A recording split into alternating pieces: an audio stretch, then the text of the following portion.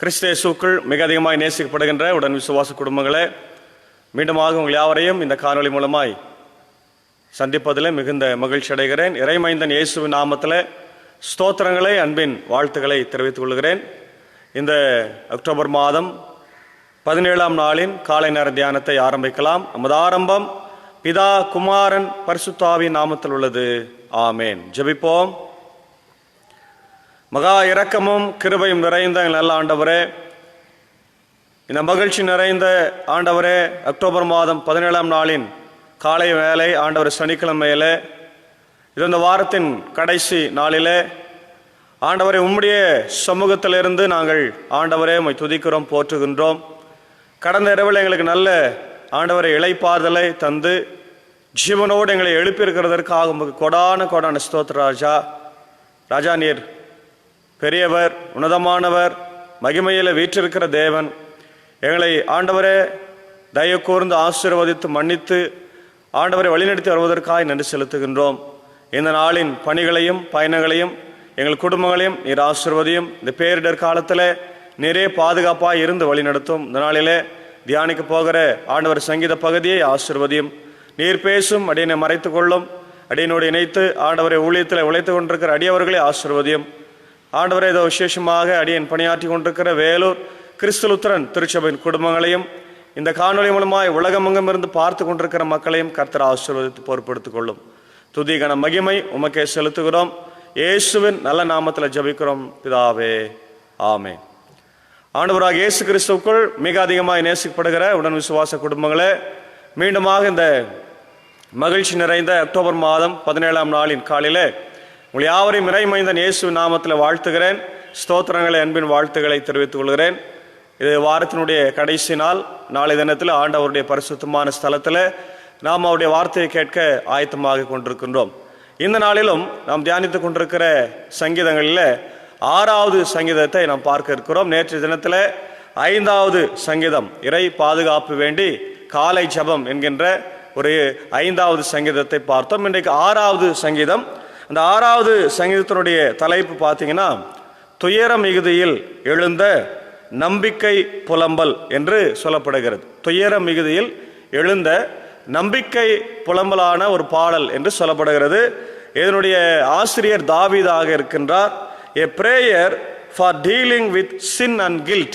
A prayer for dealing with sin and guilt என்று சொல்லப்படுகிறது. அதாவது பாவத்தினாலே விளைந்த குற்ற உணர்வை இங்கே மேற்கொள்ள வேண்டி ஜபிக்கின்ற ஒரு ஜபமாக இங்கே இருக்கிறதை நாம் பார்க்கின்றோம். இங்கே இதனுடைய பின்னணியாக நாம் பார்க்கிற போது தவநிலை திருப்பாக்கள் என்று மரபு வழக்கில் அழைக்கப்பட்ட 7 திருப்பாடல்களுள், அதாவது சங்கீதங்களில் 6, 32, 38, 51, 102, 130, 143 ஆகிய பாடல்களிலே இது முதல் பாடலாகும். இந்த பாடல்களை ஒவ்வொரு நாளும் தவக்காலம் முழுவதும் துறவிகளும் பிறரும் பாடிய மரபு வழக்கில் இருந்திருக்கிறது. தவக்காலம் என்று சொல்லுகிற போது இந்த உபவாச நாட்கள் அல்லது நம்முடைய லென்த் சீசனில் கூட நம்ம இதை படித்து கொண்டிருக்கலாம். எனவே தவநிலை திருப்பாக்கள் என்று இதற்கு பெயர் இருக்கிறது. தவநிலை திருப்பாக்கள். ஏனைய 7 பாடல்களிலும் பாவ மன்னிப்பு, பாவத்திற்காக மனம் வருந்துதல் அதை பற்றி கூறப்பட்டிருக்கிறது. இந்த பாடலில் நேர்முகமாக இக்கருத்து காணப்படவில்லை. எனினும் பாடலில் வரும் மீட்டருளும் என்ற சொல்லை பாவ மீட்பு என்ற பொருளிலும் புரிந்து கொள்வதில் தவறில்லை. இந்த பாடல் தாவீதின் பாடல் என்பதை விட ஒரு தனியார் ஒருவர் பாடல் என்று சொன்னால் அது மிகையாகாது. அதாவது ஒருவர் தம் உடல் நோய், உள்ள நோய் முதலியவற்றிலே அலைக்கழிக்கப்பட்டு இறைவனை நோக்கி எழும்பிய புலம்பல் பாடல் என்பது ஆகும். எப்புறமும் இன்னல்களும் இக்கட்டுகளும் அவரை வெள்ளமென சூழ்ந்து அலைக்கழித்து அமிழ்த்த வரும் வேளையிலே தாம் இறந்த பின் இறைவனை ஏத்த இயலாததனால் சாவின் பிடி நின்று தம்மை இறைவன் காப்பாற்ற வேண்டும் என்று மன்றாடுகின்ற ஒரு பகுதியாக இந்த பகுதி இருக்கிறது. அதனால்தான் அவருடைய வேண்டுதல் பின்பு நாம் கேட்கப்படுகிறது. அவரது நம்பிக்கை உறுதிப்படுகிறது. தமது சூழலிலே இப்பாடலை அநீதி ஒழிந்து நீதி நிலைத்திட வேண்டப்படும் ஒரு ஜபமாக இந்த பாடல் இங்கே இருக்கிறதை நாம் பார்க்கிறோம். இதை 3 பிரிவாக நாம் பிரிக்கிறோம். 1 முதல் 3 ஆண்டவரே இரங்கும், Lord have mercy upon us என்று கேட்கின்ற ஒரு கெஞ்சிதல் என்கின்ற ஒரு அருமையான ஒரு பகுதியாக அமைந்திருக்கிறது. 4 முதல் 7 வசனத்தில் உம் பேரன்பு காட்டி சாவிலிருந்து என்னை மீட்டருளும் என்று சொல்லப்பட்டிருக்கிறது. 8 முதல் 10 வசனங்களில் என் ஜெபத்தை கேட்டுவிட்டீர் ஆண்டவரே, அதற்காக உமக்கு நாங்கள் நன்றி செலுத்துகிறோம், நான் நன்றி செலுத்துகிறேன் என்ற ஒரு அழகான பகுதியை நாம் இங்கே பார்க்க முடிகிறது. பிரியமானவர்களே, இதை குறித்து சில இறையலாளர்கள் சொல்லியிருக்கிறதை நாம் பார்க்கலாம். கோர்டன் என்கின்ற ஒரு இறையலாளர், இங்கிலாந்து தேசத்தை சேர்ந்தவர், அவர் சொல்லுகிறார், first David teaches us get honest with God. கடவுளோடு ஒரு நல்ல உறவை ஏற்படுத்தி கொள்ள வேண்டும், அவரிடத்தில் நல்ல பேரை வாங்கன்னு அவர் சொல்றார். Second, plead with God. இரண்டாவது, ஆண்டவரிடத்தில் கெஞ்சுதல். மூன்றாவது, third, having done all of this rest in is forgiveness. மூன்றாவது, ஆண்டவரிடத்தில் பெறப்போகிற பாவ மன்னிப்பை குறித்து இந்த இடத்துல நாம் பார்க்கிறோம். பிரியமானவர்களே, இதை குறித்து நாம் பார்க்கிற போது இங்கே இது தாவீதினுடைய சங்கீதமாக நாம் பார்க்கின்றோம். இதில் மிக முக்கியமான வார்த்தைகள் ஹார்ப் என்கின்ற ஆங்கில வார்த்தை, அதாவது இசையை மீட்டுகின்ற ஒரு வாத்தியமாகவும், அதே போல ஷியோல் என்கின்ற ஒரு வார்த்தை இங்கே பயன்படுத்தப்பட்டிருக்கிறது. அது யூதர்கள் மரித்தவர்கள் போகிற ஒரு இடமாக அவர்கள் பார்த்தார்கள். கண்ணீர் என்ற ஒரு வார்த்தை பயன்படுத்தப்பட்டிருக்கிறது. Salt water that comes from our eyes when we cry. நாம் அழுகிற போது வருகிற கண்ணீர். soaked, very very wet, காய்ந்து போன அல்லது ஈரமான ஒரு பதம். soaked என்று சொன்னால் ஈரமான ஒரு பதம். அப்போ இந்த 4 வார்த்தைகள் இங்கே முக்கியத்துவம் வாய்ந்த ஒரு வார்த்தைகளாக இருக்கிறது. இந்த சங்கீதத்தினுடைய மிக முக்கியமான கருப்பொருள் என்னவென்றால், தாவீது சிக்கா இருக்கிறார். அதான் நம்ம இங்க பார்க்கிறோம். King David was ill. What his illness was, we do not know why he was ill. We do not know when David wrote Psalm 6. Perhaps it was when Absalom tried to become king. 2 Samuel 15:14. When King Saul tried to kill David. 1 Samuel 19:18. தாவீது அரசன் மிகவும் சுகவீனப்பட்டு இருக்கிறார் என்று சொல்லப்படுகிறது. அவர் எதற்காக சுகவீனப்பட்டார், எதனால சுகவீனப்பட்டார், என்ன நோய் என்று நமக்கு தெரியாது. ஆனால் 2 காரணங்களை இங்கே நாம் பார்க்கிறோம். ஒன்று, அவருடைய மூத்த மகன் அப்சலோம் அரசனாக வர வேண்டும் என்கின்ற ஒரு சூழ்நிலை அங்கே இருக்கிறதுனால அவருக்கு மன அழுத்தம் ஏற்பட்டு உடலிலும் நோய் வந்திருக்கலாம் என்ற ஒரு கருத்து இருக்கிறது. 2ஆம் கருத்து, முதல்ல ஆரம்ப நாட்களிலே தாவீது அரசனாக அபிஷேகம் பண்ணப்பட்ட பிறகு சவுல் ராஜா, இஸ்ரவேலின் முதல் அரசன், தாவீதை அரசனாக கூடாது என்கின்ற ஒரு பெரிய திட்டத்தோடு அவனை துரத்தி கொண்டு அவனை சாகடிக்கிறதற்காக பார்த்து கொண்டிருக்கிற ஒரு சூழ்நிலை. அப்போ நீங்கள் இதை பார்த்தீங்கன்னா, ஒரு மனுஷனுடைய வாழ்க்கையில் நம்மை மரணம் நெருங்கி கொண்டிருக்கிறது அல்லது மரணம் துரத்தி கொண்டிருக்கிறது என்று ஒரு செய்தி நமக்கு தெரிகிறது அப்படின்னு சொன்னால், நம்ம உடல்நிலை எப்படி இருக்கும், நம்முடைய மனநிலை எப்படி இருக்கும் யோசிங்க.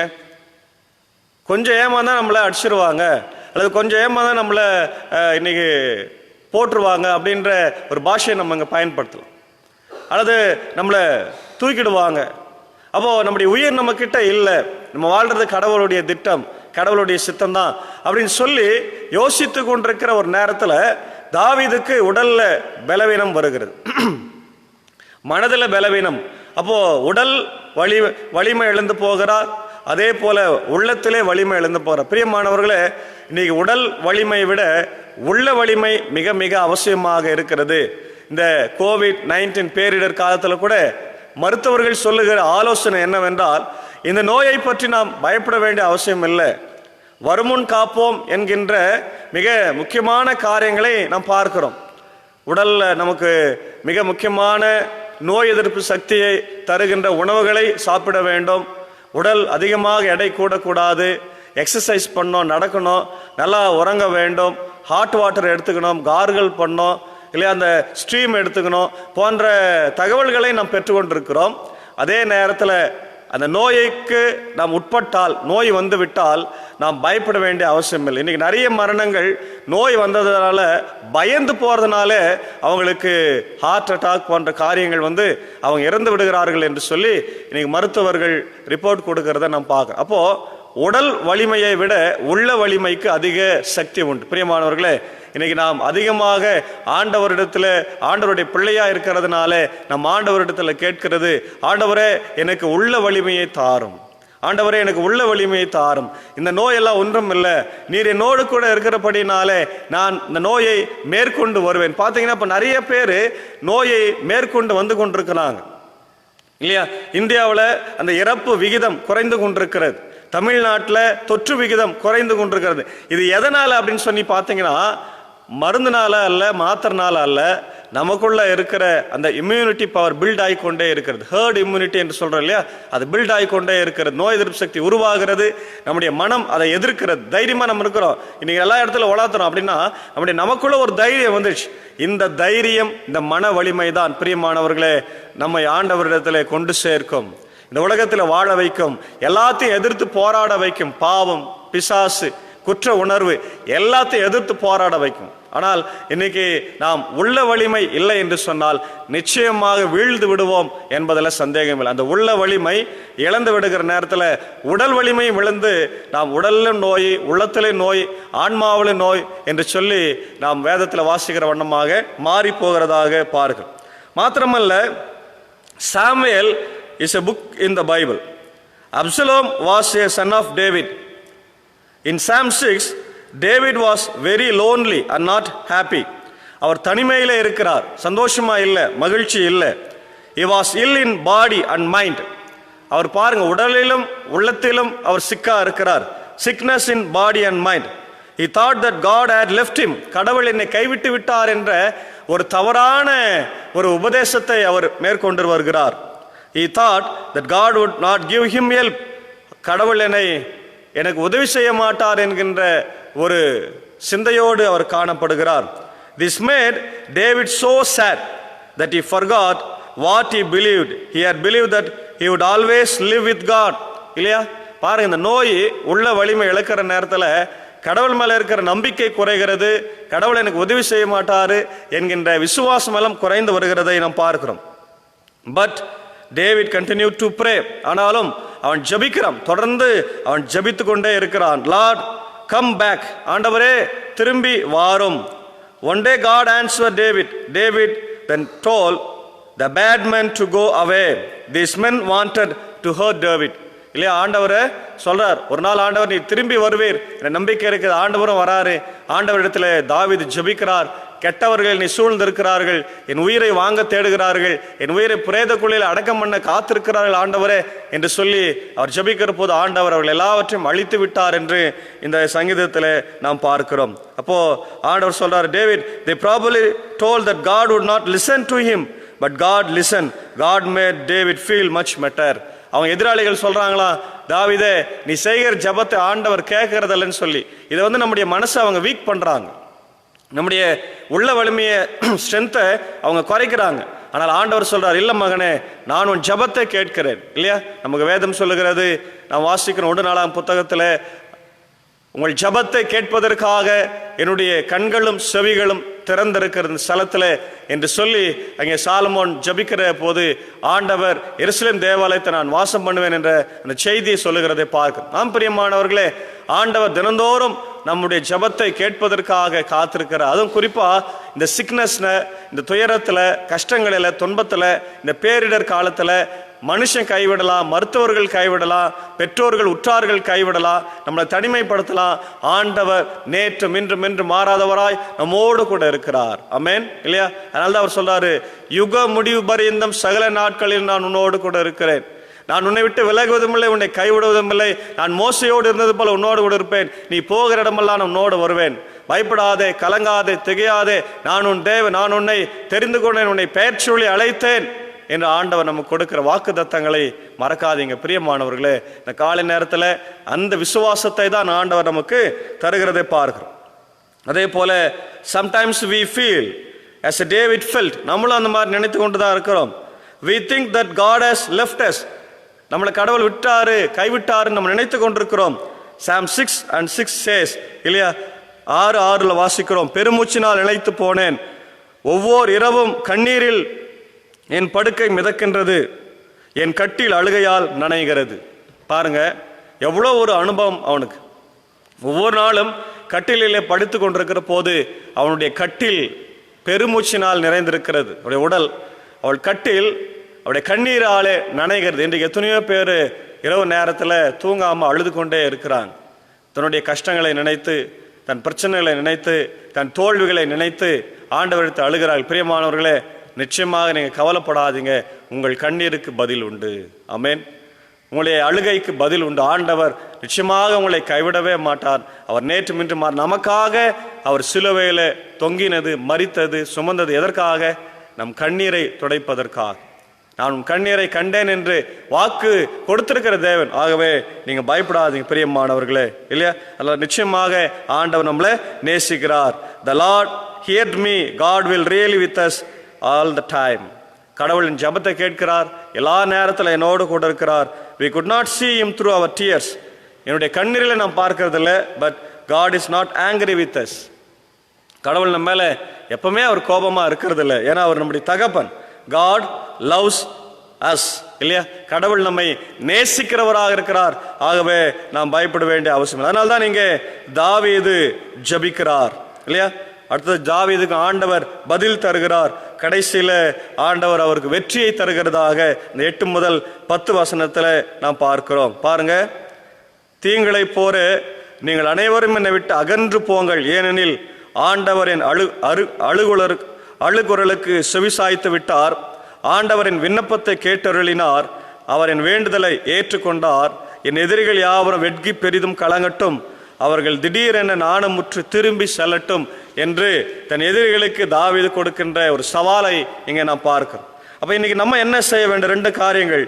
If you think that God has left you, pray the words of Psalm 6. God has not gone. One day he will hear your prayer. நீங்களும் அதே மாதிரி நினைத்து கொண்டிருக்கிறீர்கள், இந்த சூழ்நிலை இருக்கிறீர்களா? இந்த சங்கீதத்தை வாசித்து இதிலே இருக்கிற வார்த்தைகளை சொல்லி ஜெபம் பண்ணுங்க. ஆண்டவர் உங்களை கைவிடாதவர், மன்னிக்கிறவர், இரக்கம் காட்டுகிறவர், கை தூக்கி எடுப்பார். 2வது, when bad things happen to you, pray the words of Psalm 6. If you have done wrong, then turn away from your sin. இல்லையா? Sin is breaking God's rule. Ask God to forgive you. Look at the notes at the ends of the Psalm 1 and 5.